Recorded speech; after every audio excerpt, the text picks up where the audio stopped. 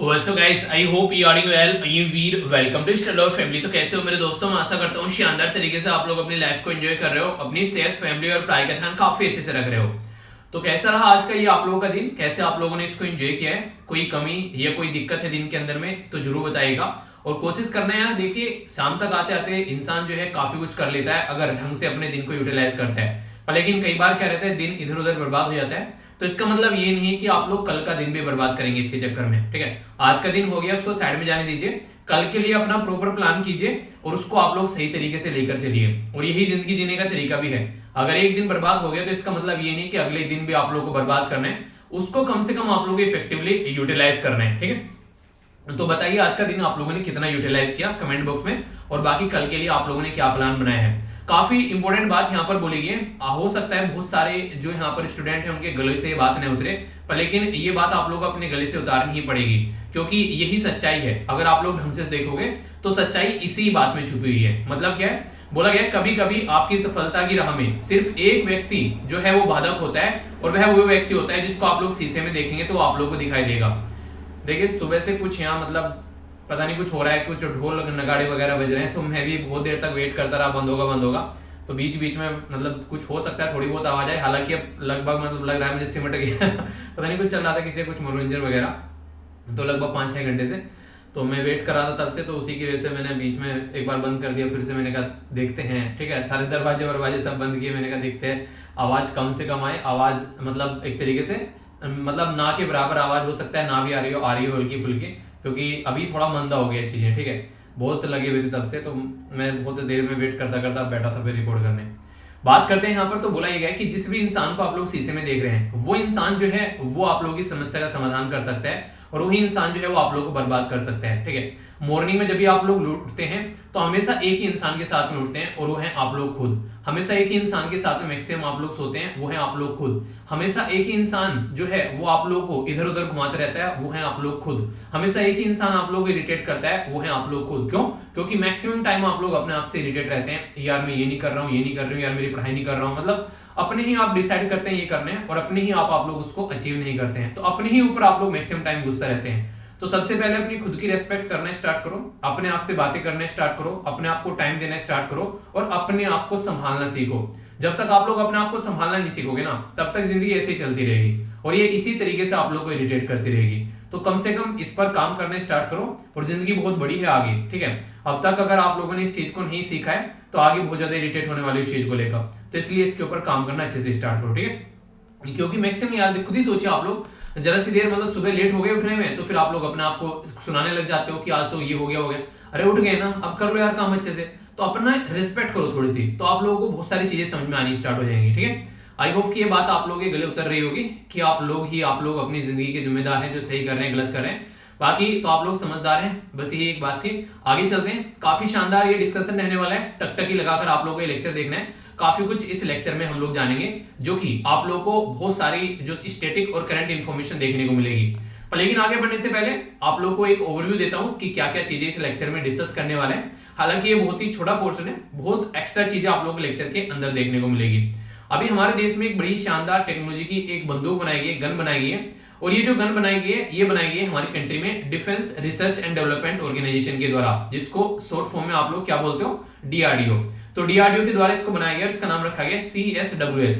तो ये CSWS क्या है इसके बारे में आप लोगों को बताना है, और इसी में इसका पूरा कार्यक्रम छिपा हुआ है। जब मैं आप लोगों को पढ़ाऊंगा तो आप लोग अच्छे से समझ भी पाएंगे। नेक्स्ट अगर बात की जा रही है यहाँ पर basically armament research and development establishment के बारे में। ये एक लेबोरेटरी है जो पुणे के अंदर आप लोगों को देखने को मिलेगी, ठीक है। पुणे यानी कि महाराष्ट्र के अंदर में। आप लोगों को बस ये बताना है छोटी सी बात कि ये लेबोरेटरी जो है वो किसके अंडर में आती है, ठीक है।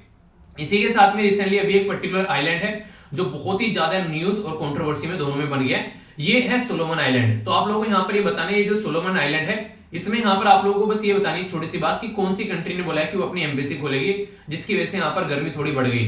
तो वो सारी बातें एक एक कर मैं आप लोगों को बताऊंगा। आरबीआई के जो गवर्नर है जिनका नाम है शक्तिकांत दास, इनके द्वारा रिसेंटली अभी RBIH ये बेसिकली स्टार्ट की जा रही है, इनोग्रेट की गई। ये यहाँ पर कहां पर, बेंगलुरु के अंदर। देख कई बार ना आप लोगों से लोकेशन पूछ ली जाती है, जो आप लोग वनडे टाइप के एग्जाम होते हैं उनकी आप लोग तैयारी करते हैं, तो वहां पर आप लोगों से डायरेक्ट लोकेशन पूछ ली जाती है, ठीक है। तो ये आप लोगों को थोड़ा ध्यान देना पड़ेगा। छोटी छोटी सी बातें आप लोगों की क्वेश्चन गलत करा बैठती हैं। अगर आप लोग थोड़ा सा भी ध्यान से सुनोगे तो यार देखो क्वेश्चन गलत नहीं होने दूंगा, ठीक है। बस आप लोग थोड़ा सा अपने ऊपर ध्यान दीजिए, जो पढ़ाता हूं उसको थोड़ा सा ध्यान से सुना कीजिए, ठीक है। आगे चलते हैं। इसमें बात की जा रही है नीति आयोग के द्वारा ऑर्गेनाइज कराया गया 5वां एडिशन WTI अवार्ड का। तो ये WTI अवार्ड क्या है, इनके बारे में आप लोगों को बताना है, डिटेल में डिस्कस करूंगा। महिलाओं से रिलेटेड है तो आप लोग और अच्छे से एंजॉय करोगे। क्यों? क्योंकि वुमेन इंपावरमेंट के बारे में बातें की जा रही है। तो पूरा एक एक बात जो है मैं आप लोगों को क्रिस्टल क्लियर करके बताऊंगा, और स्टैटिक इंफॉर्मेशन भी हम लोग यहाँ पर डिस्कस करेंगे, जो कि एग्जाम के लिए इंपॉर्टेंट है काफी ज्यादा, ओके। आगे बात करते हैं यहाँ पर अभी पर्टिकुलर हमारी कंट्री में कौन सी ऑर्गेनाइजेशन है जिसने सेंटर को बोला है कि वो एक इंक्वायरी बैठाए। इंक्वायरी किस चीज पर? कुछ गड़बड़ हुआ होगा। जी हाँ, कुछ नहीं, काफी कुछ गड़बड़ हो जाता है। खासकर आप लोगों ने नॉर्मली सोसाइटी में देखा भी होगा कि लोग जो है अगर कुछ फ्री में मिलना स्टार्ट हो जाए तो लोग उसका गलत इस्तेमाल करना स्टार्ट कर देते हैं। जैसे कि मतलब फ्री में तो बोलना हालांकि यहाँ पर सही नहीं होगा, पर लेकिन किसी चीज का अगर मुआवजा मिलना स्टार्ट हो जाए तो कई बार लोग जो है उसमें भी अपनी टांगे अड़ाने लगते हैं, उल्टी सीधी हरकतें करने लगते हैं। तो लालच बहुत बुरी बला है, आप लोगों ने बचपन से सुना होगा ये, पर लेकिन लोग सुधरते नहीं है, ठीक है। आप लोगों ने ये भी सुना होगा कि कुछ लोग जो है कुत्ते की पूंछ होते हैं, ठीक है। उनको जितना आप लोग बेसिकली कुत्ते की पूंछ को जितने दिन निकालो टेढ़ी की टेढ़ी निकलेगी। तो कई सारे लोग ऐसे हैं जो कि दूसरे की मजबूरी का फायदा उठाते हैं। मतलब क्या है, अभी आप लोगों ने देखा कि बहुत सारे केस गए थे सुप्रीम कोर्ट में कि जिसके घर में भी किसी की डेथ हुई है उसको थोड़ा बहुत मुआवजा मिलना चाहिए ताकि उसकी घर गृहस्थी चलना स्टार्ट हो जाए। तो उसको बोलते हैं एक्स ग्रेसिया, ठीक है। तो ये एक तरीका आप लोग बोल सकते हैं, एक डोनेशन टाइप का आप लोग बोल दीजिए। गवर्नमेंट जो होती है यहाँ पर एक तरीके से सपोर्ट प्रोवाइड कर रही थी। तो ये बोला गया था कि 50-50 हजार रुपए जो है उन इंसानों को दो जिनके घर में किसी की डेथ हुई है। तो चलो ठीक है, सुप्रीम कोर्ट ने ये बात बोली और गवर्नमेंट ने बात मान भी ली। अब गवर्नमेंट को ये देखने को मिल रहा है कि दुनिया भर के फेक क्लेम भी यहाँ पर निकल कर आ रहे हैं। यानी कि ऐसा है कि लोग जो है उल्टे सीधे सर्टिफिकेट बना रहे हैं। मान लीजिए कुछ और इशू हो गया या पहले किसी की डेथ हो गई तो उसको भी दिखाया जा रहा है। तो बहुत सारी ऐसी बातें मैं नहीं बोल रहा हूं, ये खुद गवर्नमेंट बोल रही है। तो इसके चलते सुप्रीम कोर्ट ने बोला है कि इंक्वायरी की जाए यहाँ पर कि फेक क्लेम जो यहाँ पर ले रहा है। अगर कोई फेक क्लेम अगर यहाँ पर ले रहा है मैंने देखो क्या काम कर दिया, मैं बातों ही बातों में आंसर ही बता दिया ये वाला तो आप लोगों को चलिए जो भी है, ठीक है। तो यहाँ पर अभी जो सेक्शन 52 है इसका, ये बेसिकली डिजास्टर मैनेजमेंट एक्ट का है। और डिजास्टर मैनेजमेंट एक्ट कब का है ये बताना है आप लोगों को। अगर कोई ऐसी हरकतें करता पाया जाता है तो उसको 2 साल तक की सजा और फाइन लगेगा। देखिए इसको कहते हैं मतलब क्यों नहीं कहते बहती गंगा है उसमें हाथ धो लो। तो ये गलत बात है यार, क्योंकि आप लोगों को पता है जिन लोगों ने अपने घर वाले खोए हैं उनकी मतलब एक तरीके से जो एक घटना है, दुर्घटना उनके साथ में घटी है, तो उसका कोई अलग इस तरीके से अगर मिस यूज कर रहा है तो यार देखो वो फिर बिल्कुल गलत बात है। तो यही यहाँ पर अभी चीज देखने को मिली जिसके बारे में आप लोग आइडिया रखेगा, ठीक है। तो बेसिक इन्फॉर्मेशन है जो मुझे ये आप लोगों के साथ में बतानी थी। अब एक एक न्यूज को मैं डिटेल में डिस्कस करने वाला हूं। जितने ध्यान से सुनोगे उतने ही लंबे समय तक याद रखोगे। एक छोटी सी बात यहाँ पर ये, जैसे ही जो वीडियो कंप्लीट हो जाएगी बस 1 मिनट का टाइम और दे दीजिएगा, क्योंकि इतने पेशेंस के साथ में आप लोग वीडियो सुनते हैं बहुत बड़ी बात है। पर लेकिन 1 मिनट या फिर 2 मिनट मैक्सिमम वीडियो के एंड में एक बार रिकॉल जरूर कर लिया करो जो भी आज के डेट में आप लोगों ने पढ़ा है। अगर आप लोग उसको रिकॉल कर लोगे तो लंबे समय तक आप लोग उसको याद रखोगे। तो एक छोटा सा काम आप लोगों को और करना है बस, ठीक है। करोगे ना, प्रॉमिस करो करोगे पक्का, ठीक है। कौन कौन कर रहा है वैसे ये बात जो मैं डेली बोलता हूँ यार, देखो तो करके इसके आप लोगों की माइंड की कैपेसिटी बढ़ना स्टार्ट हो जाएगी।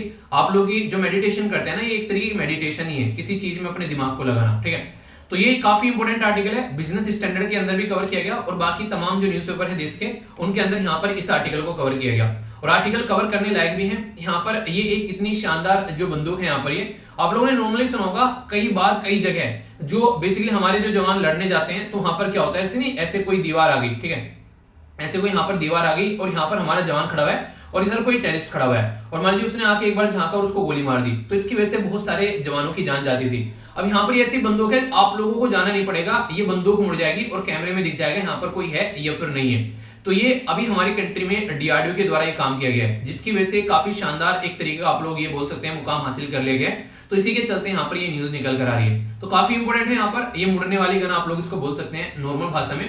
तो किसके द्वारा ये गन बनाई गई है? डीआरडीओ, जिसको बोलते हैं defence research and development organisation, इसके द्वारा ये बनाई गई है। इसका नाम है CSWS, मतलब ये बोल रही है कि नाम भी इसमें है यहाँ पर, कॉर्नर शूट वेपन सिस्टम, ठीक है।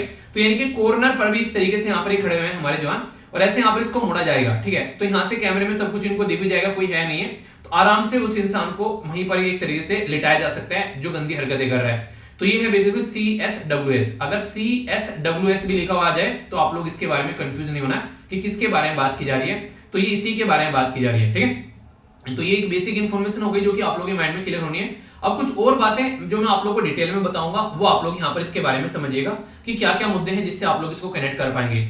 ये जो कॉर्नर शूट वेपन सिस्टम है यहाँ पर ये डिजाइन किया गया किसके द्वारा, डीआरडीओ के द्वारा।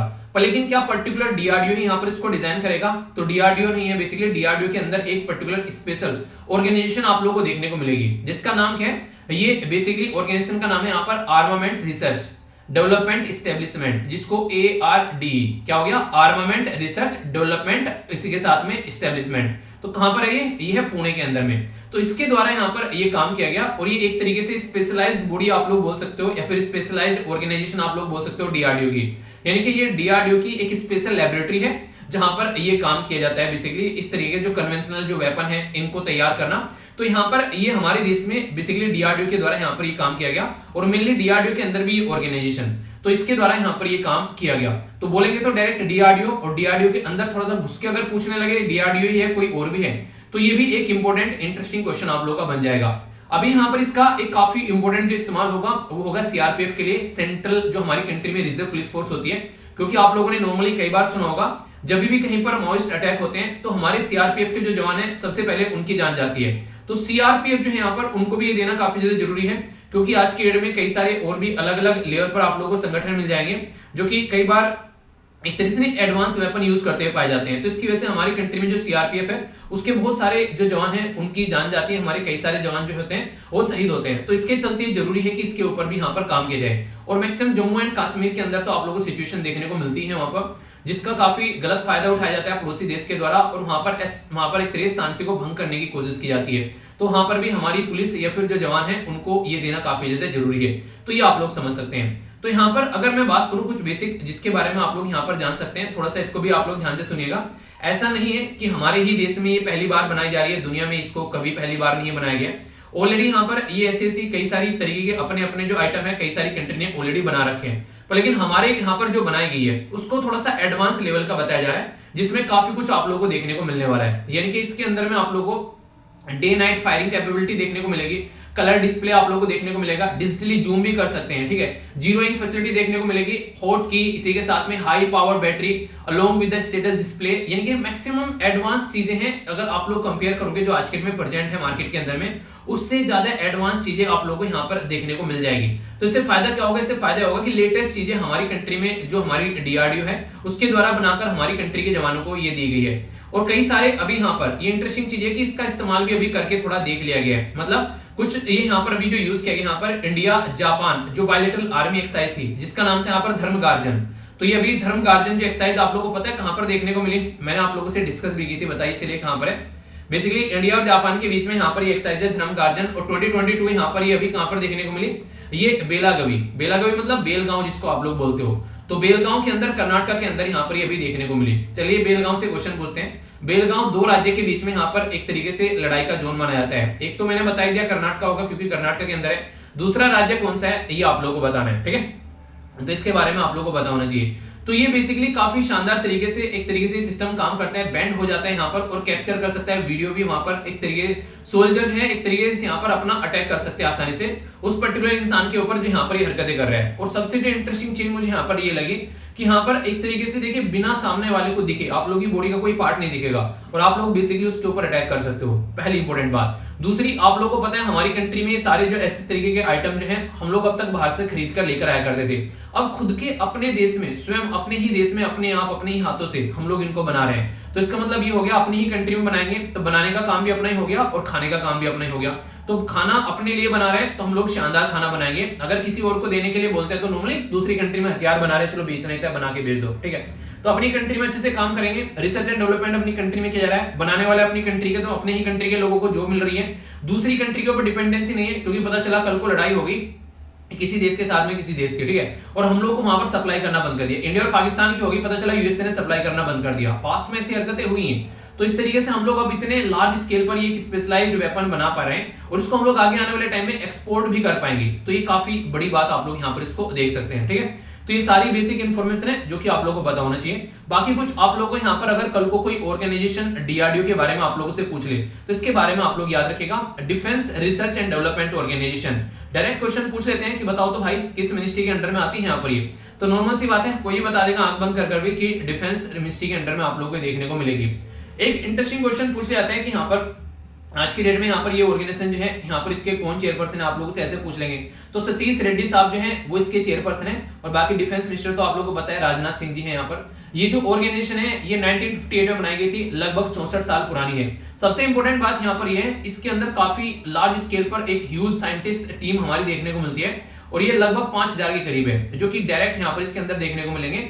और इनडायरेक्ट वे में लगभग 25,000 के करीब अदर साइंटिस्ट जो हैं अलग अलग लेवल पर जो सपोर्टिंग रोल प्रोवाइड कराते हैं, जैसे साइंटिस्ट, टेक्निकल या फिर जो सपोर्टिंग जो पर्सनल आप लोगों को देखने को मिलेंगे। तो लगभग 25,000 ही है, तो टोटल लगभग 30,000 की टीम आप लोगों को यहाँ पर डीआरडीओ के अंदर देखने को मिल जाएगी। अच्छी बात यहाँ पर यह है जो मुझे पर्सनली काफी अच्छी लगी कि स्टार्टिंग में ओनली हमारे पास में 10 लेबोरेटरी थी, पर हम लोगों ने बढ़ा बढ़ाकर अभी 52 लेबोरेटरी कर दी है। तो इससे आप लोग समझ सकते हैं कि कितने शानदार लेवल पर हम लोग काम कर रहे हैं। और हर एक लेवल पर आर्मामेंट्स वगैरह बनाना, इलेक्ट्रॉनिक्स, कॉम्पैक्ट व्हीकल हो गए, इंजीनियरिंग सिस्टम हो गया, मिसाइल हो गई, नेवल जो सिस्टम हो गया, ट्रेनिंग हो गया, या फिर इवन एग्रीकल्चर के लिए भी कुछ ऐसे आइटम है जो यहाँ पर इनके द्वारा बनाए गए। तो अगर कल को चलकर कोई क्वेश्चन पूछ ले इसके बारे में तो ये मत बोलना एग्रीकल्चर में डीआरडीओ थोड़ी ना काम करेगी, तो भाई साहब कर रही है, ठीक है। आप लोग यहाँ पर देख सकते हैं। ओके, एक छोटी सी इंपोर्टेंट इन्फॉर्मेशन जिसमें कई सारे बच्चों को कंफ्यूजन रहता है। एक बच्चे ने पूछा भी था अभी 1-2 दिन पहले, सर डीआरडीओ में और इसरो में डिफरेंस क्या है। देखिए डीआरडीओ जो होता है ना वो हमारे लिए डिफेंस के लिए काम करता है, डिफेंस रिसर्च डेवलपमेंट ऑर्गेनाइजेशन, यानी कि डिफेंस के अंदर रिसर्च और डेवलपमेंट करने का काम करेगा। जबकि इसरो के बारे में अगर आप लोग बात करते हैं तो वो बेसिकली हमारी कंट्री में सैटेलाइट बनाना, पीस के लिए जो काम किया जाता है बेसिकली इसरो के द्वारा नॉर्मली, जो कि जनता के वेलफेयर के लिए होता है, और यहाँ पर हम लोग डिफेंस के लिए काम करते हैं। तो इस तरीके से आप लोग समझ सकते हैं, ठीक है। तो दोनों के बीच में कोई आप लोगों को बेसिकली एक नहीं कंफ्यूजन नहीं होना चाहिए, चीजें आप लोगों को क्लियर आनी चाहिए समझ में। अगर बात करें यहाँ पर कई सारे मिशन, इनके इंफ्रास्ट्रक्चर किस तरीके से क्वालिटी मैन पावर हम लोग को डेवलप करनी है, डिजाइन करना है चीजों को, ये इस तरीके से हमारी कंट्री में वेपन सिस्टम, वो सब चीजें, और एक तरीके से कैसे टेक्नोलॉजिकल सॉल्यूशन प्रोवाइड कराना है जो भी यहाँ पर डिफरेंट पोल में अलग अलग लेवल पर, तो ये सारा काम करता है हमारी कंट्री में ये ऑर्गेनाइजेशन, ठीक है। तो इसके बारे में याद रखिएगा। और लेटेस्ट टेक्नोलॉजी बेसिकली यूटिलाइज और बनाने की कोशिश की जाती है ताकि हम लोग अच्छे से काम कर सकें, ठीक है। तो ये कुछ ऐसी इन्फॉर्मेशन है जिनसे कई बार क्वेश्चन पूछे जा चुके हैं, जो कि आप लोग याद रखिएगा। और जैसे कि यहाँ पर मेन फोकस जो दिया गया यहाँ पर सीआरपीएफ के ऊपर दिया गया, तो इसको बोलते हैं basically central reserve police force. तो सीआरपीएफ क्या हो गया, सेंट्रल रिजर्व पुलिस फोर्स। चलिए सीआरपीएफ का मोटो आप लोग बताइएगा, ठीक है। ये छोटी छोटी बातें हैं जो कई बार आप लोग अगर नहीं आप लोग डिफेंस में जाना चाहते हैं तो ऐसी ऐसी चीजें आप लोगों से पूछ ली जाती है। सीआरपीएफ जिसको आज के डेट में आप लोग सेंट्रल रिजर्व पुलिस फोर्स बोलते हैं, सेंट्रल आर्म फोर्स जो है हमारी कंट्री में उसका पार्ट है, जो कि मिनिस्ट्री ऑफ होम अफेयर के अंडर में आप लोगों को ये देखने को मिलेगी, ठीक है। वैसे तो बनाया गया था 1939 में, उस टाइम पर इसको क्राउन रिप्रेजेंटेटिव पुलिस बोला करते थे, ठीक है। फिर आगे चलकर देश आजाद हो गया तो हम लोगों ने चेंज किया, क्योंकि क्राउन तो रहा नहीं, क्राउन तो चला गया, क्राउन के साथ में हमारा कोहिनूर भी चला गया, ठीक है। क्राउन के साथ साथ में हमारा हीरा भी ले गए, तो इसके चलते अब हम लोग जो है इसका नाम चेंज कर दिया है हम लोगों ने, और हम लोग इसको सेंट्रल रिजर्व पुलिस फोर्स बोलते हैं। इंपॉर्टेंट बात यहाँ पर ये है, जो यूएन के अंदर में, यूनाइटेड नेशन के अंदर में जो पीस कीपिंग फोर्स होती है उसके अंदर भी हमारे कई सारे सीआरपीएफ के जवान जो हैं वो रिप्रेजेंटेशन दिखाते हैं, क्योंकि वहां पर भी हमारी कंट्री की साइड से जवान जो है भेजे जाते हैं रिप्रेजेंटेशन के तौर पर। तो एक ये भी कई बार इंपॉर्टेंट पॉइंट आप लोग याद रख सकते हैं, ठीक है। तो ये पूरी इंफॉर्मेशन मैंने बता दी कि क्यों बनाई जा रही है, किस लिए बनाई जा रही है, कौन बना रहा है, क्या क्या फंक्शन है, क्या क्या फायदे हैं, और यहाँ पर डीआरडीओ और सीआरपीएफ के बारे में हम लोगों ने बातें कर ली। कोई कंफ्यूजन नहीं होना चाहिए, अगर कंफ्यूजन होगा तो बताएगा, उसको फिर दूर किया जाएगा, ओके। अब बढ़ते हैं नेक्स्ट न्यूज की ओर। ये न्यूज थोड़ी सी कुछ ज्यादा इंपॉर्टेंट है, बहुत ही ज्यादा न्यूज में यहाँ पर आ गई है, जिसके चलते इसके बारे में थोड़ा सा डिटेल में आप लोगों से डिस्कस करूंगा, और मैप बेस्ड क्वेश्चन भी आप लोगों के यहाँ से बन सकता है, ठीक है। बेसिकली ये द इकोनॉमिक्स टाइम्स के अंदर भी कवर की गई, और भी कई सारे न्यूज़पेपर के अंदर इसको अच्छे से कवर किया गया। तो ये प्रीलिम्स के लिए पॉइंट ऑफ से इंपॉर्टेंट है, और जीएस पेपर 2 के काफी इंपॉर्टेंट है। ये इंटरनेशनल न्यूज है बेसिकली, जिसको आप लोग कनेक्ट करके देख सकते हैं। मुद्दा क्या पूरा समझाता हूँ। पैसिफिक आइलैंड के बारे में बात की जा रही है बेसिकली, जो पैसिफिक ओशन के अंदर यहाँ पर देखने को मिलेगा, और नाम है सोलोमन आइलैंड। हुआ क्या अभी यहाँ पर चाइना के द्वारा यहाँ पर अभी अपनी मिलिट्री प्रेजेंस करने की कोशिश की गई, जिसकी वजह से यहाँ पर ये न्यूज में आ गया, ठीक है। एग्जैक्ट लोकेशन अगर आप लोग यहाँ पर देखना चाहेंगे तो यहाँ पर तो आप लोगों को नहीं दिखेगी, दिख रहा है कहीं पे, ढूंढो चलो मोमबत्ती लेकर चलिए यहाँ पर थोड़ा सा जूम करके दिखाते हैं, ठीक है। ये देखिए, ठीक है। जैसे ये हो गया ऑस्ट्रेलिया, ऑस्ट्रेलिया के थोड़ा सा जैसे ऊपर जाओगे आप लोगों को यहाँ पर सोलोमन आइलैंड आप लोगों को देखने को मिलेगा। ये बेसिकली ये जो पर्टिकुलर आइलैंड है, इसमें अभी यूएसए ने बोला था कि वो अपना बेस बनाएगा, और यानी कि सॉरी एम्बेसी खोलेगा। तो जैसे यूएसए ने बोला एम्बेसी खोलेगा, तो तुरंत चाइना ने जाकर वहां पर अपना मिलिट्री प्रेजेंस दिखा दिया, यानी कि वहां पर जाकर एग्रीमेंट साइन कर लिए मिलिट्री के पॉइंट ऑफ व्यू से। ये एक नेशन है जिसको आप लोग बेसिकली एक नेशन है जिसको आप लोग बोलते हैं मेलानेशिया, यानी कि मेलानेशिया के अंदर जो मेलानेशियन एरिया है वहां पर आप लोगों को ये एक देश देखने को मिलेगा, छोटा सा आइलैंड, यानी कि एक तरीके से टापू पर बसा हुआ देश है।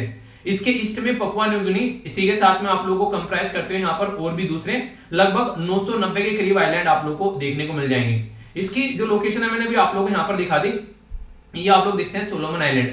अभी यहाँ पर जो इंटरेस्टिंग इन्फॉर्मेशन मैं आप लोगों को बताने जा रहा हूँ वो थोड़ा ध्यान से सुनिएगा। एक पर्टिकुलर नाम मैंने बताया यहाँ पर मेलेनेशिया। मेलेनेशिया जो है बेसिकली यहाँ पर ये पर्टिकुलर एरिया है जो आप लोग यहाँ पर देख पा रहे हैं, ठीक है। ऊपर हो गया माइक्रोनेशिया, नीचे हो गया ऑस्ट्रेलिया और एक साइड में आप लोग यहाँ पर ये पर्टिकुलर एरिया देखने को मिलेगा जिसको बोलते हैं पोलिनेशिया। तो ये बेसिकली आइलैंड को डिवाइड कर दिया गया है अलग अलग एरिया में इनको, जैसे कि एक तरीके के एक का नाम धर दिया यहाँ पर क्या, इसका नाम धर दिया माइक्रोनेशिया, इसका नाम धर दिया मेलेनेशिया, इसका नाम धर दिया पोलिनेशिया और नीचे हो गया ऑस्ट्रेलिया, ठीक है। और ये सारा जो भी एरिया होगा इसको हम लोग बोलेंगे ओशियाना, ठीक है। तो ओशियाना ग्रुप का पार्ट है बेसिकली ये सारा जो भी यहाँ पर एरिया होगा, पर लेकिन अलग से इनको भी डिवाइड किया गया है और ये तीनों के तीनों पैसिफिक ओशन के अंदर आप लोगों को नजर आएंगे, मेलेनेशिया, माइक्रोनेशिया और पोलिनेशिया। तो मेलेनेशिया जो है यहाँ पर ये एक्सटेंड करता है बेसिकली न्यू गिनिया से, जो यहाँ पर अगर बात करेंगे। इसी के साथ में वेस्ट में आप लोगों को यहाँ पर टोगा देखने को मिलेगा और फिर यहाँ पर बेसिकली जो अगर आप लोग यहाँ पर जाएंगे दूसरी साइड में इसके ईस्ट में, तो यहाँ पर आप लोगों को अराफुरा सी भी आप लोगों को देखने को मिलेगा। तो ये किसके बारे में बात की जा रही है, ये बात की जा रही है मेलेनेशिया, क्योंकि मेलेनेशिया पर है यहाँ पर क्या, इसका नाम है बेसिकली सोलोमन आइलैंड। तो सोलोमन आइलैंड की लोकेशन मैंने आप लोगों को यहाँ पर बता दी। कैपिटल है इसका होनियारा, और जो होनियारा कैपिटल है एक पर्टिकुलर आइलैंड है जिसका नाम है यहाँ पर बेसिकली ग्वाडलकैनाल, ठीक है। तो ग्वाडलकैनाल जो आइलैंड है उस पर इसकी कैपिटल है और ज्यादा लोग नहीं रहते यहाँ पर। आप लोगों के एरिया, आप लोगों के शहर में जितने लोग रहते हैं लगभग इतने से इससे कम ही लोग आप लोगों को देखने को मिलेंगे, ठीक है। तो यहाँ पर बोला है मेलेनेशियन जो है एटलीस्ट यहाँ पर 30,000 सालों से रह रहे हैं, जो भी यहाँ पर लोग आप लोगों को देखने को मिलेंगे। और ये कैसा आइलैंड है, ये एक वोल्केनिक आइलैंड है। आप लोगों को मैंने कई बार पढ़ाया रिंग ऑफ फायर के बारे में, याद है ना, ring of fire. Ring of fire आप लोगों को नॉर्मली पैसिफिक ओशन के आसपास आप लोगों को देखने को मिलती है, यानी कि एक तरीके से वो एरिया जहां पर काफी लार्ज स्केल पर आप लोगों को एक तरीके से नहीं कि जो बेसिकली ज्वालामुखी फटते हुए नजर आते हैं, वोल्केनो फटते हुए नजर आते हैं, तो उस एरिया के बारे में बोला जाता है। तो ये उसी के अंदर आते हैं। तो यहाँ पर ये एक तरीके से इन चीजों का शिकार होता रहता है, तो उसकी वजह से यहाँ पर ये काफी अभी आप लोगों को रिसेंटली यहाँ पर न्यूज में भी देखने को मिल जाता है कई बार, ठीक है।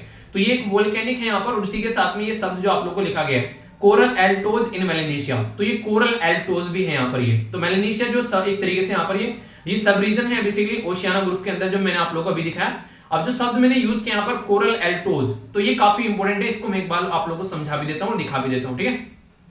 अगर बात करें यहाँ पर कोरल, तो कोरल रीफ के बारे में आप लोगों ने सुना होगा, ठीक है। कोरल रीफ जो होते हैं एक तरीके से एक समुद्री, आप लोग उसको जीव बोल सकते हैं, समुद्री जो पौधा बोल सकते हैं, बेसिकली समुद्र के अंदर पाया जाता है। उसको बेसिकली आसपास वाले रीजन में अगर आप लोग देखोगे, ये क्या होगा यहाँ पर, ये एक तरीका इस शेप में अगर आप लोग इसको देखोगे तो ये एक तरीका आप लोग बोल सकते हैं कोरल एल्टोज, एक रिंग शेप में जो कोरल रीफ है इसके आसपास में आकर यहाँ पर होगे, तो ये एक तरीका ऐसा कुछ बना लेगा। और ये एक लैगून टाइप में होता है। लैगून मतलब मान लीजिए यहाँ पर चारों तरफ क्या है, यहाँ पर जमीन है और बीच में पानी भर गया और इसका एक साइड से कनेक्शन हो गया समुद्र के साथ में, तो इसको लैगून बोलते हैं। इसे भी आप लोग देखते हैं, ये प्रॉपर लैगून की पिक्चर होगी आप लोगों के सामने कि एक साइड में कनेक्ट हो गया, यहाँ पर बेसिकली बाहर नदी है समुद्र के साथ में और यहाँ पर अलग से पानी कर लिया। तो इसके आसपास में जो यहाँ पर अगर यहाँ पर आसपास में इसके अगर आप लोग यहाँ पर कोरल रीफ अगर देखने को मिल जाएंगे, तो इसका मतलब ये हो गया एक तरीका कोरल एल्टोज हो गया, ठीक है। इसकी शेप के नाम पर इसका नाम दिया जाता है। आप लोगों ने ज्योग्राफी पढ़ा होगा, पूरा टॉपिक है, ठीक है। तो कोरल एल्टोज बोलते हैं। तो ये एक तरीका जो आइलैंड है यहाँ पर इसको कोरल एल्टोज भी बोला जा रहा है, ठीक है। तो ये शब्द जो यूज किया गया, तो इसका काफी इंपोर्टेंस यानी काफी महत्व है ज्योग्राफी के अंदर में। तो हवा में शब्द नहीं लिखा गया यहाँ, तो इसलिए बोल रहा हूं, तो इसके बारे में याद रखिएगा, ठीक है।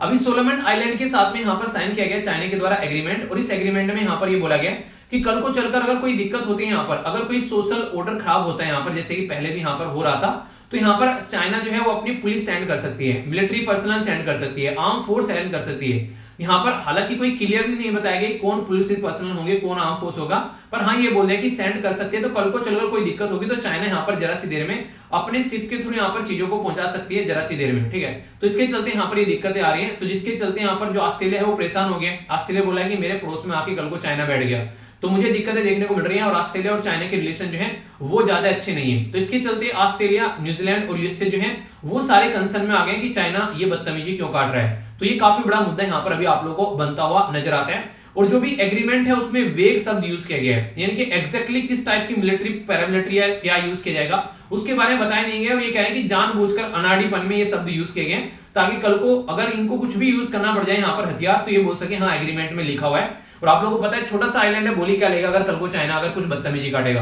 तो इस तरीके से आप लोग बोल सकते हैं। सोलोमन आइलैंड में लगभग आप लोगों को 7 लाख के करीब लोग देखने को मिलेंगे। ये 2019 में यहाँ पर एक डिप्लोमेटिक यहाँ पर कनेक्शन, बेसिकली 2019 में क्या होता यहाँ पर जो गवर्नमेंट थी वो चाहती थी किसके साथ में, बेसिकली चाइना के साथ में कनेक्शन करना। तो ताइवान के साथ में एग्रीमेंट में कुछ दिक्कत यहाँ पर देखने को मिलती, उस ताइवान के साथ में जो दिक्कतें देखने को मिलती डिप्लोमेटिक रिलेशन की वजह से, ठीक है। तो यहाँ से दिक्कतें निकल कर आई थी, यहाँ पर कुछ लोगों ने एक तरीके से प्रोटेस्ट भी किया था, ठीक है। तो इस तरीके से आप लोग समझते हैं। और यूएसए के द्वारा भी यहाँ पर एम्बेसी के बारे में बात की गई, तो ये इसके चलते काफी ज्यादा यहाँ पर न्यूज में आ गए। तो दोनों बहुत ही बड़े रीजन हो गए सोलोमन आइलैंड की बेसिकली जो दिक्कतें हैं उसको बढ़ाने के लिए। तो बार बार इसकी वजह से यहाँ पर ये न्यूज में आता जा रहा है, जो कि आप लोगों को इसके बारे में पता होना चाहिए, क्योंकि क्वेश्चन बन जाए तो मैं नहीं चाहता कि आप लोगों के माइंड में कोई भी इसको लेकर कंफ्यूजन हो। एक और कुछ इंपॉर्टेंट बातें आप लोगों को बता देता हूं। बेसिकली जो कंट्री है सोलोमन आइलैंड, यहाँ पर ये इसमें जैसे कि बुका हो गया, और इसी के साथ में यहाँ पर जिसका नाम है यहाँ पर बोगेनविल, ये आप लोगों को नहीं देखने को मिलेंगे। ये है बेसिकली पपुआ न्यू गिनी के आइलैंड। बाकी और आसपास वाले जिसके आइलैंड है वो आप लोगों को नजर आ जाएंगे। और ये आज की डेट में भी एक ब्रिटिश मोनार्क आप लोगों को देखने को मिलेगा और कॉमनवेल्थ का बेसिकली एक पार्ट है। मतलब क्या हो गया इसका, जैसे हमारे देश के ऊपर आप लोगों को पता है लगभग 200 साल तक अंग्रेजों के द्वारा रूल किया गया। तो 200 साल तक जो रूल किया गया, उसके बाद में जब अंग्रेज जाने लगे तो उन्होंने बोला कि ऐसा करते हैं कि अपना देश आप लोग अपने आप चलाओ, पर लेकिन हमारे अपने देश में जो काम करोगे हमारी महारानी के नाम पर काम कर देना, ठीक है। इंडिया ने बोला यार तुम्हारी महारानी के नाम पर क्यों काम करेंगे, अपना खुद का संविधान बनाएंगे, हमारा खुद का प्रेसिडेंट होगा, अपने प्रेसिडेंट के नाम पे काम करेंगे। तो फिर इंडिया ने जो है पूरा पल्ला झाड़ लिया कि ऐसा कुछ नहीं करने वाले, पर हाँ कॉमनवेल्थ का पार्ट बने रहेंगे। कहने के लिए एक तसल्ली आप लोग कर सकते हैं कि इंडिया कॉमनवेल्थ का पार्ट है, पर जिले हिलाई नहीं करेंगे तुम्हारे सामने, ठीक है। तो ये बात बोल दी गई। हालांकि ऑस्ट्रेलिया आज भी जिले हिलाई करते हैं, उनकी रानी का बर्थडे सेलिब्रेट किया जाता है ऑस्ट्रेलिया के अंदर में, समझ सकते हैं आप लोग यहाँ पर। तो ये सारी चीजें हम लोगों ने बिल्कुल बोल दिया कि भाई साहब 200 साल तक हम लोग झेल लिए और नहीं झेलेंगे तुमको। तो वो वाली चीजें यहाँ पर देखने को मिली। तो काफी प्यारा डिसीजन लिया गया हमारे नेताओं के द्वारा उस टाइम पर। तो ये बातें यहाँ पर गवर्नर जनरल होते हैं, जो कि यहाँ पर यूनिकैमरल जो इनकी नेशनल पार्लियामेंट है उसकी एडवाइस पर उनको अपॉइंट किया जाता है, ठीक है। तो ये पूरा एक कहानी मैंने आप लोगों को सोलोमन आइलैंड की बता दी, दिक्कत क्या चल रहा है वो भी बता दिया। एक ज्योग्राफी का क्वेश्चन भी आप लोगों से बन सकता है कि ये कैसा बेसिकली कोरल रीफ है, तो यहाँ पर बेसिकली कोरल एल्टोज की कैटेगरी में आता है। लेगून क्या होता है वो भी हम लोगों ने यहाँ पर जान लिया। 3 नाम जान लिए यहाँ पर, मेलेनेशिया, इसी के साथ में बेसिक माइक्रोनेशिया, मेलेनेशिया, पोलिनेशिया और ऑस्ट्रेलिया। ये सारी बातें हम लोगों ने जान ली। एग्जैक्ट लोकेशन भी आप लोगों को बता दी। कल को क्वेश्चन बन जाए तो ये भी आप लोगों के माइंड में कंफ्यूजन नहीं होना चाहिए। और इशू क्या क्या चल रहे हैं सारी बातें जान ली। अगर फिर भी कोई कंफ्यूजन हो तो बताना यार, उसको भी दूर किया जाएगा। अपनी तरफ से कोई कसर नहीं छोड़ूंगा तसल्ली करने में आप लोगों की। तो इसके बाद में भी अगर ये क्वेश्चन आ जाए और आप लोग बोले कि नहीं पढ़ा है तो फिर देखिए गलत बात है, ठीक है। तो फिर मत बोलना कि कहां से आ गया क्वेश्चन, क्योंकि एक एक पॉइंट जो है वो इसकी आसपास का मैंने कवर करा दिया, ठीक है। तो बिल्कुल डिटेल में आर्टिकल कवर हो गया। अब चलते हैं हम लोग नेक्स्ट आर्टिकल की ओर, ठीक है। ये आर्टिकल भी काफी इंपॉर्टेंट है, डिटेल में बात करूंगा और अच्छे से आप लोगों को सुनना भी है, ओके। आर्टिकल जो कवर किया गया पीआईबी के अंदर कवर किया गया, और यहाँ पर ये बात करें नीति आयोग के द्वारा भी 5th edition of women transforming India award जो है उसके बारे में यहाँ पर बात की जा रही है। तो लगभग 75 विनर को यहाँ पर सेलिब्रेट किया गया, मतलब सेलेक्ट किया गया। आप लोग बोलेंगे 75 विनर क्या है यहाँ पर, चलिए कॉमन सेंस लगाइए, देखता हूँ कौन बताता है। वीडियो को यहीं पर ही पॉज करना है और ये बताना है कि 75 विनर क्यों है यहाँ पर, 75 ही विनर क्यों है, ठीक है। कॉमन सेंस लगाइए, देखता हूँ कौन कौन कॉमन सेंस लगाता है, ठीक है। अभी बता दूंगा, टेंशन मत लेना जिसको नहीं पता है। वैसे मैं चाह रहा हूँ कि आप लोग बता दो, ठीक है। प्रीलिम्स के अंदर क्वेश्चन बन जाएगा, जीएस पेपर 1 के अंदर क्वेश्चन बन जाएगा, वुमेन या फिर उससे रिलेटेड जो इश्यूज जो आते हैं उसके बारे में जो क्वेश्चन पूछे जाते हैं, तो वहां से भी आप लोग इसको कनेक्ट करके देख सकते हैं। नीति आयोग के द्वारा अभी यहाँ पर ऑर्गेनाइज कराया गया 5वां एडिशन, यानी कि 5th संस्करण। देखो क्या बोला, 5th संस्करण, 5वां एडिशन बोल दिया, यानी कि 5 हिंदी में बोल दिया और एडिशन इंग्लिश में, 5th इंग्लिश में बोल दिया और संस्करण हिंदी में बोल दिया, दोनों उल्टे कर दिए। यानी कि 5th एडिशन है और ये 5वां संस्करण है, ऐसे आप लोग बोल सकते हैं। किसका, वुमेन ट्रांसफॉर्मिंग इंडिया का। तो ये जो अवार्ड है यहाँ पर बेसिकली हमारी कंट्री में जो महिलाएं हैं उनके द्वारा जो भी एक्सेप्शनल कुछ ऐसे काम किए गए उनकी स्टोरीज को सेलिब्रेट करने का काम इसके द्वारा किया जाता है। तो अभी यहाँ पर इसीलिए ये देखने को मिला, जिसके बारे में आप लोग समझ सकते हैं। तो वुमेन एंटरप्रेन्योर प्लेटफॉर्म, जिसको बोलते हैं WEP of NITI Aayog, organise कराता है 5th addition women transforming India. तो ये पूरा एक स्टेटमेंट है जहां से क्वेश्चन बन सकता है। कौन कराता है, वुमेन एंटरप्रेन्योर प्लेटफॉर्म, यानी कि जो महिलाओं को एंटरप्रेन्योर यानी कि बिजनेसमैन बनाने का काम करते हैं, एक ऐसा प्लेटफॉर्म, उसके द्वारा यहाँ पर वुमेन को सपोर्ट किया जाता है, महिलाओं को सपोर्ट किया जाता है, ठीक है। अब आप लोग क्वेश्चन का आंसर यहाँ पर ये आजादी का अमृत महोत्सव हम लोग सेलिब्रेट कर रहे हैं, क्यों, क्योंकि हमारी कंट्री आजाद हुई थी 1947 में, ठीक है। हम लोग आज के लिए बैठे हैं 2022 में, तो पूरे अगर काउंट आप लोग करोगे गिनती 1 2 3 4 5 6 7 इस तरीके से, तो पूरे 75 साल पूरे हो चुके हैं, ठीक है। 75 साल के उपलक्ष्य में 75 ईयर हमारे कंप्लीट हो रहे हैं। इसी के चलते यहाँ पर ये जो अवार्ड है यहाँ पर 75 विनर को यहाँ पर चूज किया गया है, ऐसा आप लोग यहाँ पर बोल सकते हैं। तो 75 वुमेन को यहाँ पर बेसिकली चूज किया गया है और सशक्त और एक तरीके से सशक्त और स्मार्ट जो यहाँ पर बेसिकली भारत है उसके ऊपर फोकस किया जा रहा है। ठीक है, सशक्त और स्मार्ट भारत के बारे में बात करें तो ये आप लोग याद रखिएगा, जिसके चलते आप लोगों से कई बार क्वेश्चन भी पूछा सकता है कि 75 महिलाओं को ही नंबर दे देंगे, 30, 35, 40, 75 इस तरीके से, तो याद रखिएगा। कुछ ऐसे यहाँ पर सेरेमनी भी आप लोगों को यहाँ पर देखने को मिली। तो जो बेसिकली सशक्त और इसी के साथ में समर्थ जो भारत है, मानिए एक तरीके से सशक्त और इसी के साथ में समर्थ भी, यानी कि एक तरीके से हम लोग अपने आप समर्थ, बेसिकली सशक्त और समर्थ नहीं समर्थ। ठीक है, सशक्त और समर्थ आप लोग बोलिए, समर्थ बोल रहा हूं, सशक्त और समर्थ। ठीक है, तो सशक्त और समर्थ माने कि अपने आप में समर्थ, यानी कि अपने पैरों पर खड़ा हुआ, यानी कि एक तरह से आत्मनिर्भर। तो भारत बनेगा तो महिलाओं का योगदान काफी रहने वाला है। तो वुमेन ट्रांसफॉर्मिंग इंडिया अवार्ड जो है ये प्रेजेंट किया था 2018 से नीति आयोग के द्वारा, मिलकर वुमेन एंटरप्रेन्योर जो बेसिकली यहाँ पर ये प्लेटफॉर्म है इसके साथ में। ठीक है, एम इसका यही रहता है कि यार जो महिलाएं हैं ना उनको सपोर्ट किया जा सके। नॉर्मली आप लोगों ने देखा होगा, अगर कोई महिला पढ़ना चाहती है, कुछ करना चाहती है, तो हम लोग उसको बेसिकली कई बार जो है उसको सपोर्ट नहीं प्रोवाइड कराते हैं। तो अगर महिला प्रॉपर वे में पढ़ेगी, अगर उसको प्रॉपर सपोर्ट मिलेगी तो जिंदगी में कुछ बेहतरीन अपना काम वो कर पाएगी। पर लेकिन रियलिटी में ऐसा नहीं होता है, हम लोग कई बार इन चीजों को इग्नोर कर देते हैं। तो उसी के चलते यहाँ पर महिलाओं को अगर सपोर्ट किया जाएगा तो कई सारे आप लोगों ने देखा होगा, कई बार बैंक के लोन जो है वो सस्ते मिल जाते हैं। ठीक है, कई बार महिलाओं को अगर पढ़ना है आगे तो उनके लिए भी छूट दी जाती है, एजुकेशन में लोन वगैरह में काफी सस्ता मिल जाता है। बहुत सारी ऐसी चीजें, कई जगह तो सिर्फ फॉर्म भरने की बात है, कई सारे ऐसे भी हैं सिर्फ फॉर्म भरने की बात आती है। मुझे लगता है यूपीएससी तो वगैरह फीस भी नहीं लेते हैं महिलाओं से। ठीक है, खासकर लड़कियों से अगर आप लोग बात करें तो ये इस तरीके से आप लोगों को चीजें देखने को मिलेगी कि हमारे देश में लड़कियों के लिए काम काफी सारे किए जाते हैं। बस वो ये कि समाज कितना आगे आता है वो थोड़ी सोचने वाली बात हो जाती है। Public and community service, manufacturing service यानी कि कुछ बनाना, एक तरीके से नॉन मैन्युफैक्चरिंग सेक्टर में भी फाइनेंशियल प्रोडक्ट, एक तरीके से क्लाइमेट में जो प्रमोट करना, art and culture, digital innovation. तो अलग अलग कैटेगरी में अगर कोई यहाँ पर कुछ ना कुछ कारनामा कर रहा है तो उसके चलते यहाँ पर ये चीजें आप लोग को देखने को मिलेगी। ठीक है, तो बेसिकली नीति आयोग क्या है, national institute of transforming India, इसके बारे में कुछ बातें करता हूं, जहां से कई क्वेश्चन रिसेंटली अभी बन चुके हैं अलग अलग तरीके से। तो सारी बातें एकदम मैं आप लोगों को यहाँ पर बताता हूं। तो पूरी एक ही स्लाइड में पूरा नीति आयोग आप लोगों को समा गया, ऐसा आप लोग बोल सकते हैं। पर इससे पहले एक क्वेश्चन पूछूंगा जो इससे मिलता जुलता है। यहाँ पर 2013 में यूपीएससी में क्वेश्चन पूछा गया, काफी अच्छे लेवल पर बोला गया, which of the following body, basically देखिए समझिएगा, यहाँ पर बोला गया डज नॉट या फिर डू नॉट। ठीक है, तो अगर नोट आप लोग पढ़ लेंगे तो क्वेश्चन की डायमेंशन और डायरेक्शन बदल जाएगी। तो इसलिए हमेशा याद रखिए कि क्वेश्चन को ध्यान से पढ़िए। तो बोला गया कि यहाँ पर national development council, planning commission या जोनल काउंसिल कौन सी ऐसी है जिसको संविधान में मेंशन नहीं किया गया है। ठीक है, तो ये आप लोगों को बताना है। अगर आप लोगों ने थोड़ा सा भी चीजों को ध्यान से पढ़ा है, पॉलिटिकल लेक्चर भी मैंने आप लोगों को पढ़ा रखे हैं, अगर उसके बारे में आप लोगों ने सुना होगा, तो वहां पर मैंने बताया कि नीति आयोग जो है वो प्लानिंग कमीशन को रिप्लेस करने के बाद में हमारे देश में आया, और ये यूपीएससी ने क्वेश्चन पूछा था अभी। ठीक है, यानी कि नीति आयोग को किसने रिप्लेस किया, किस ईयर में आया, तो ये आप लोगों को अभी बताऊंगा ये सारी बातें में। पहले यहाँ पर क्या हुआ करता था, नेशनल डेवलपमेंट काउंसिल। ठीक है, तो आप लोगों को देखने को मिलेगी प्लानिंग कमीशन हो गया यहाँ पर, इसी के साथ में जोनल काउंसिल। तो प्लानिंग कमीशन जो है और यहाँ पर जो नीति आयोग है, मैंने हजारों बार बोला है कि ये ना तो संवैधानिक बॉडी है और ना ही स्टैट्यूटरी, यानी कि पार्लियामेंट में पास करके बनाई गई बॉडी है। तो अगर आप लोगों को यहाँ पर पता है, यहाँ पर ये छोटी सी बात यहाँ पर कि प्लानिंग कमीशन के बारे में, कि प्लानिंग कमीशन जो है यहाँ पर वो क्या है, यहाँ पर बेसिकली वो एक एग्जीक्यूटिव बॉडी है। तो दूसरा गलत हो गया, और दूसरा गलत हो गया तो यहाँ पर आप लोगों का आंसर जो है तुरंत सही आ गया। ठीक है, तो ऐसे आप लोग क्वेश्चन के आंसर आसानी से दे सकते हैं। तो ये आप लोगों को देखने को मिलेगा, तो ध्यान से सुनिएगा। और मैंने पॉलिटी जो पढ़ाई थी इसी तरीके से पढ़ाई थी। एक लेक्चर में आप लोगों की कॉन्स्टिट्यूशनल बॉडी कवर की थी, दूसरे में स्टैट्यूटरी बॉडी मैंने अलग से कवर की थी आप लोगों की, ताकि अलग से आप लोग चीजों को अंडरस्टैंड कर सकें और डिफरेंस बताने के साथ साथ में। ठीक है, अब बात करते हैं यहाँ पर नीति आयोग के बारे में। National institute of transforming India, NITI Aayog हमारे देश में 1 जनवरी 2015 में लाया गया, यानी कि 7 साल पूरे हो चुके हैं नीति आयोग को हमारे देश में आए हुए। नीति आयोग से जो पहले इसकी जो बॉडी हुआ करती थी उसका नाम था प्लानिंग कमीशन। प्लानिंग कमीशन और नीति आयोग में कोई डिफरेंस आप लोगों से पूछे कोई एक शब्द में, तो आंख कान बंद कर आप लोग बता सकते हैं कि प्लानिंग कमीशन जो थी वो यहाँ पर टॉप टू बॉटम अप्रोच लेकर चला करती थी।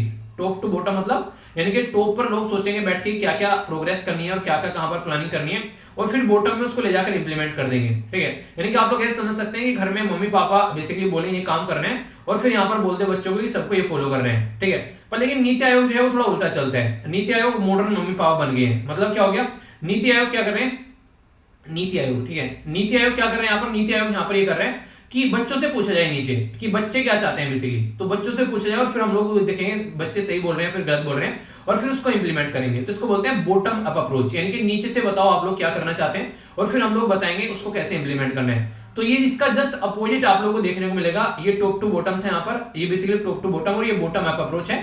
तो ये एक डेफिनेशन सिंगल शब्द में आप लोग बता सकते हैं इसके बारे में, अगर कोई पूछे आप लोगों से कि ये नया काम क्या करे, तो ज्यादा इनोवेटिव हो गया, क्योंकि जिसके ऊपर इंप्लीमेंट करना है उसी से पूछ रहे हैं कि आप लोग क्या दिक्कत है, ठीक है। तो वो ज्यादा एक प्रोडक्टिव आप लोग काम यहाँ पर बोल सकते हो।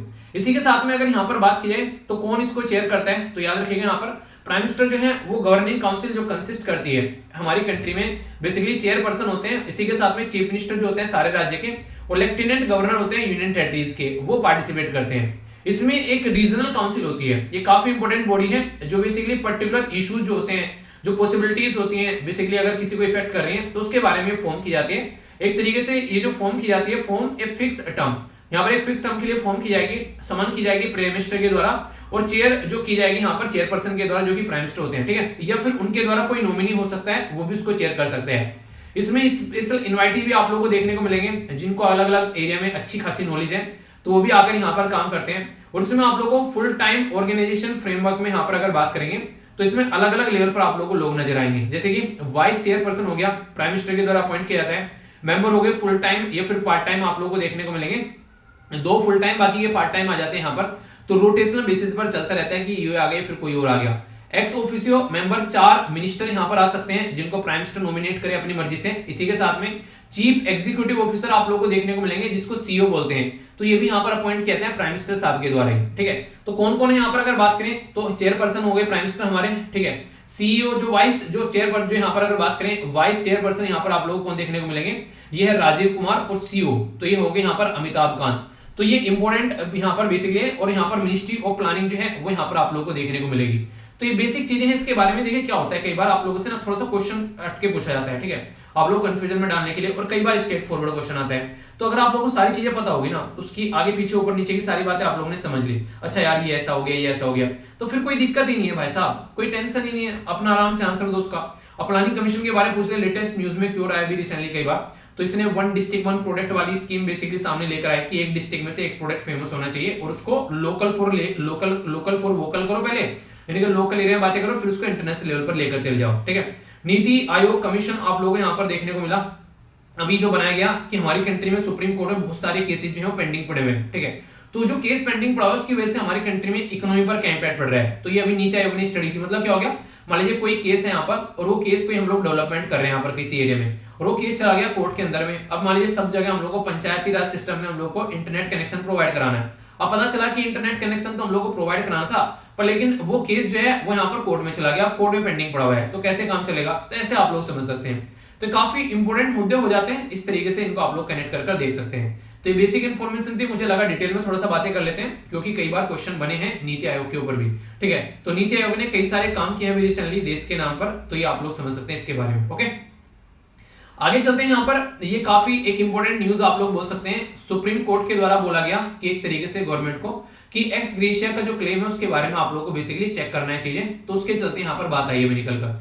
तो यूपीएससी प्रीलिम्स और जीएस पेपर 2 और 3 के अंदर में हेल्थ और डिजास्टर मैनेजमेंट के अंदर आप लोगों से यहाँ से क्वेश्चन बन सकते हैं। कुछ बातें करेंगे, हुआ क्या, अभी गवर्नमेंट ने बोला यार ऐसे ऐसे क्लेम आ गए, हमको भी 50,000 दो, जिसकी कुछ हद नहीं है, कहां तक पैसा प्रोवाइड कराएंगे। फेक क्लेम बहुत ज्यादा यहाँ पर देखने को मिल रहे हैं, जो कि फेक सर्टिफिकेट वगैरह बनाकर ला रहे हैं। तो ऑफिशियल डेथ फिगर काफी अलग है, और यहाँ पर बेसिकली जो सर्टिफिकेट आ रहे हैं दुनिया भर के आगे। तो बोला ये गया, देखिए आप लोगों ने पहले भी सुना होगा वैसे, हालांकि हमारी कंट्री में गवर्नमेंट के डेटा में भी कई बार यहाँ पर क्वेश्चन मार्क लगाए गए कि गवर्नमेंट ने जिस देश पर यहाँ पर डेटा इकट्ठा किया है, तो ऐसा नहीं है, यहाँ पर जो क्लेम मांगने वाले हैं वही गलत है। गवर्नमेंट के डेटा पर भी कई बार क्वेश्चन मार्क उठाए गए हैं, तो कोनों में से कोई भी गलत हो सकता है, पर लेकिन चेक करना बनता है। तो इसके चलते यहाँ पर भी चीज देखने को मिलेगी।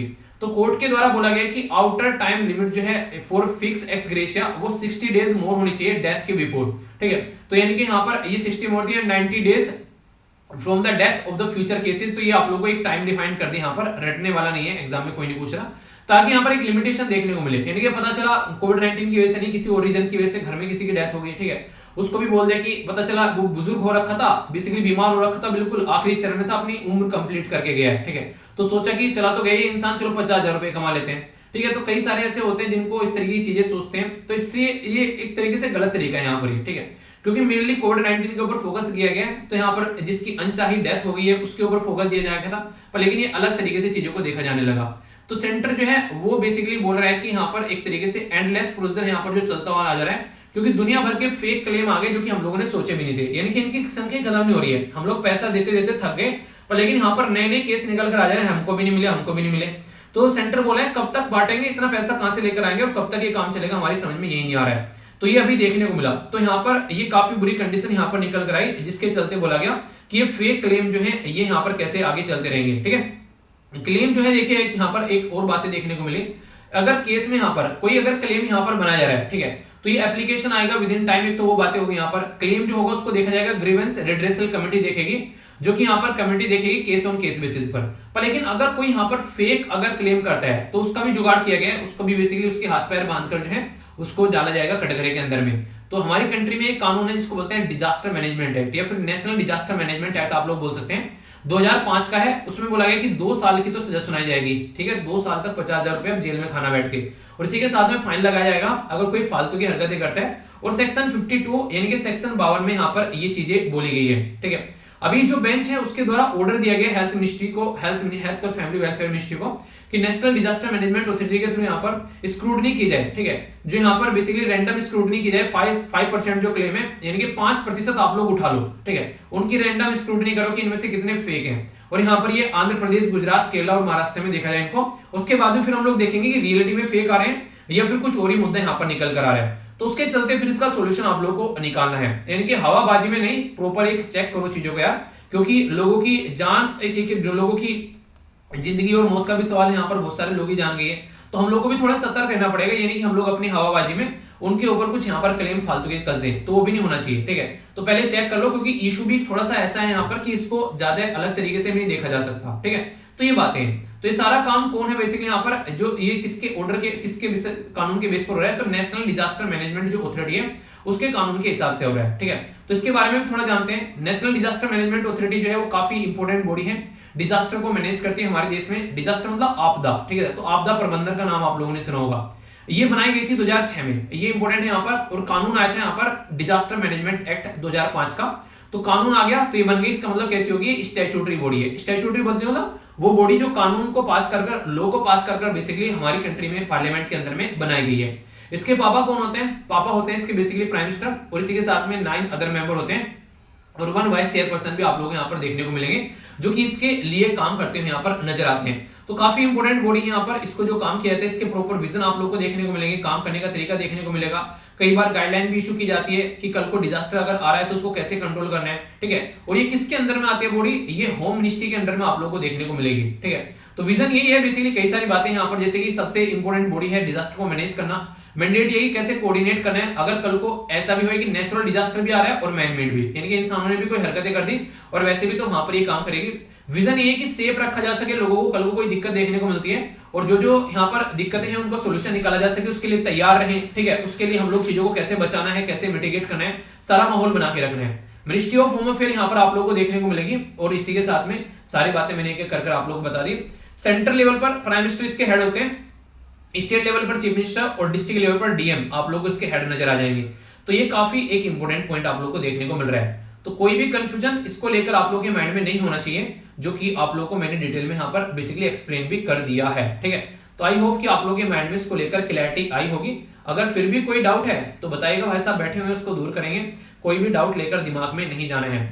एक छोटी सी इन्फॉर्मेशन वैसे मैं आप लोगों को 3-4 बार बता चुका हूं, पर फिर भी यहाँ पर ये स्लाइड भी मैंने डाल दी ताकि आप लोग कोई दिक्कत नहीं देखने को मिले, क्योंकि ये काफी इंपॉर्टेंट क्वेश्चन बन सकता है। जो पैसा यहाँ पर प्रोवाइड कराया जाएगा वो स्टेट डिजास्टर रेस्पॉन्स फंड से निकल कर आएगा, जिसको एसडीआरएफ बोलते हैं। ये एसडीआरएफ जो है ये सेक्शन 48 के तहत बनाया गया था डिजास्टर मैनेजमेंट एक्ट 2005 के, यानी कि जो पैसा यहाँ पर लोगों को जाएगा वो इस कानून के तहत जाएगा।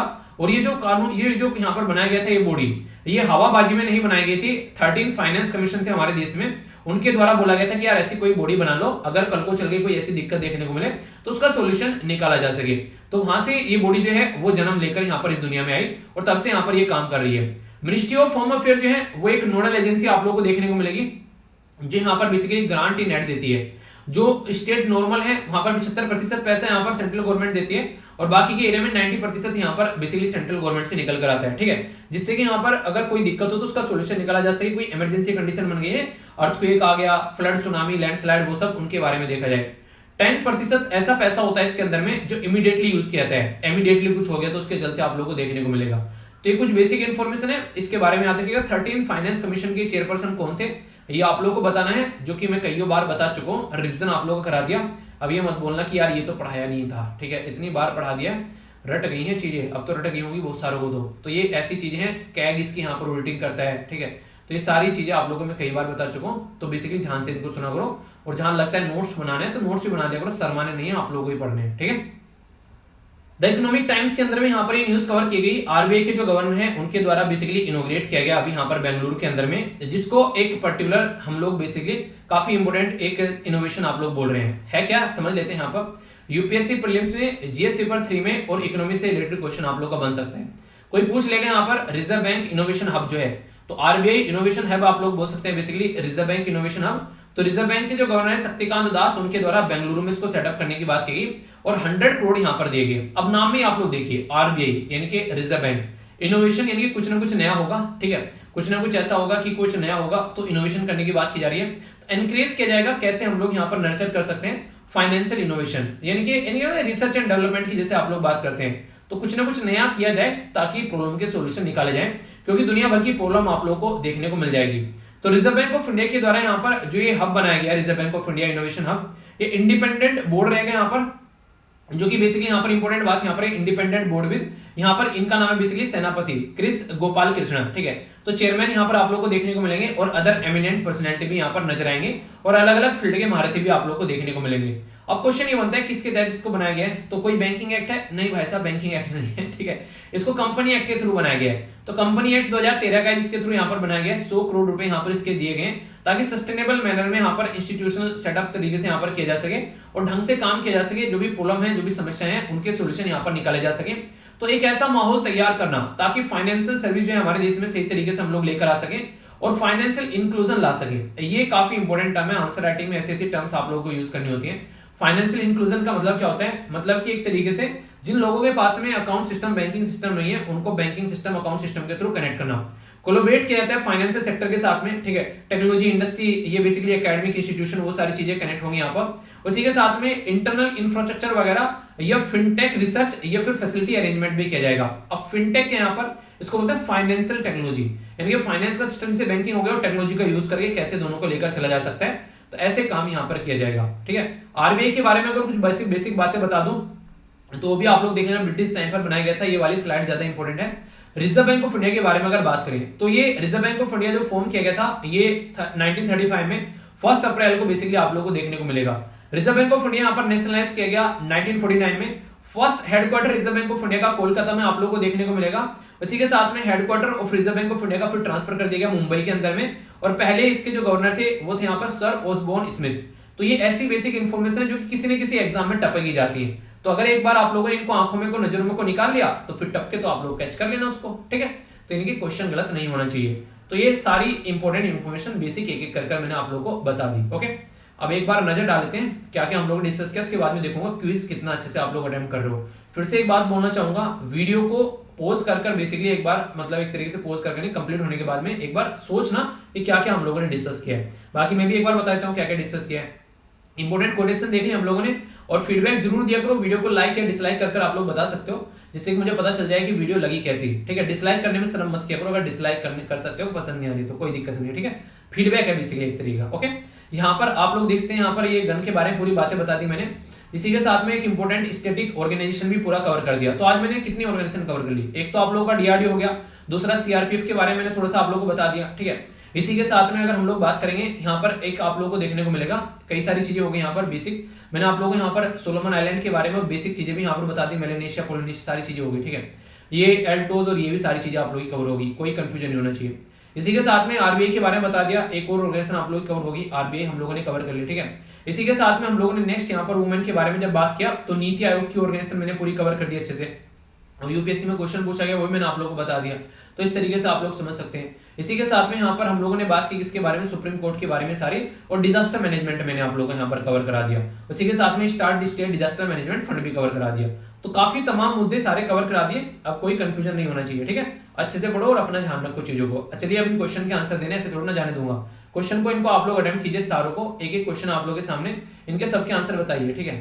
तो ये है बेसिकली सीडब्ल्यूएस के बारे में बताना है, कहाँ पर इसका हेडक्वार्टर है, ये किसके अंडर में आती है यहाँ पर ऑर्गेनाइजेशन, ठीक है। इसी के साथ में यहाँ पर सोलोमन आइलैंड पे किसने एम्बेसी बनाने की बात की है, ये सारे आरबीएच क्या है, ठीक है, डब्ल्यूटीआई क्या है इसके बारे में, नेशनल डिजास्टर के बारे में। तो आज का डिस्कशन यहीं पर समाप्त करते हैं। पीडीएफ टेलीग्राम से डाउनलोड करना, मॉर्निंग में तैयार रहना, अपना किताब को भी पेन लेके। मिलता हूँ 6:30 बजे, तब तक अपना ध्यान रखिए। बड़ों को नमस्ते, छोटों को प्यार, छोटी सी लाइफ एंजॉय करा। मिलता हूँ नेक्स्ट लेक्चर में, तब तक के लिए जय हिंद।